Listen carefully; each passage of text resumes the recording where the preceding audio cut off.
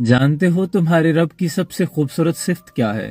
جب تم غفلتوں کے ٹوکڑے اٹھا کر، گناہوں میں لت پت ہو کر، زمانے سے دھتکارے ہوئے اس کے در پر جاتے ہو تو وہ جھڑکتا نہیں ہے۔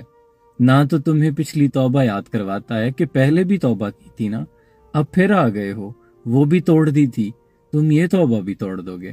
اس نے کبھی نہیں جتلایا، وہ نیتوں کو بھانپ لیتا ہے، وہ ندامتیں قبول کرتا ہے۔ وہ تو کہتا ہے تم بالیش چل کے آؤ، میں دوڑ کے آؤں گا۔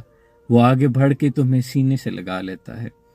صحیح بخاری میں حضور نے ارشاد فرمایا کہ اللہ نے جب تمام مخلوقات کو خلق کر لیا تو وہ کتاب لوح محفوظ جو اس نے لکھ رکھی ہے، اس پر اس نے یہ لکھ دیا کہ میری رحمت میرے غضب پر غالب ہے۔ اور وہ تو کہتا ہے قل یا عبادی الذین اسرفوا علی انفسہم، میں میرے وہ بندوں جو خود پہ زیادتیاں کر بیٹھو، گناہوں میں لت پت ہو جاؤ، اپنی جانوں پہ ظلم کر بیٹھو، تو ایک زیادتی نہ کرنا، لا تقنطوا من رحمت اللہ، میری رحمت سے مایوس مت ہونا۔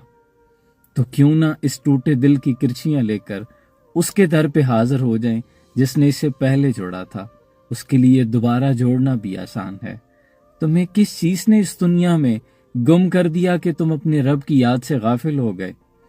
الم یان للذین آمنوا ان تخشع قلوبہم لذکر اللہ، کیا ایمان والوں کے لیے وہ گھڑی نہیں آن پہنچی کہ ان کا دل اللہ کی یاد میں جھک جائے، ان کے دل اللہ کا ذکر سن کر اس کی جانب مائل ہو جائیں؟ تمہیں ان دنیا کی رنگینیوں نے کیوں گم کر دیا ہے؟ کیوں تم اپنے رب کی طرف نہیں لوٹتے؟ اے ایمان والو، جب تک پکڑ نہیں ہو رہی تب تک مہلت ملی ہوئی ہے، اور یہ جو دکھ تمہیں ملتے ہیں نا، یہ بھی روحانیت کی سیڑھی ہیں۔ پی جائے آم کی تلخی کو بھی ہنس کے ناصر، غم کو سہنے میں بھی قدرت نے مزہ رکھا ہے، اور دل نا امید نہیں ناکام ہی تو ہے، لمبی ہے غم کی شام مگر شام ہی تو ہے، ہر مشکل کے ساتھ آسان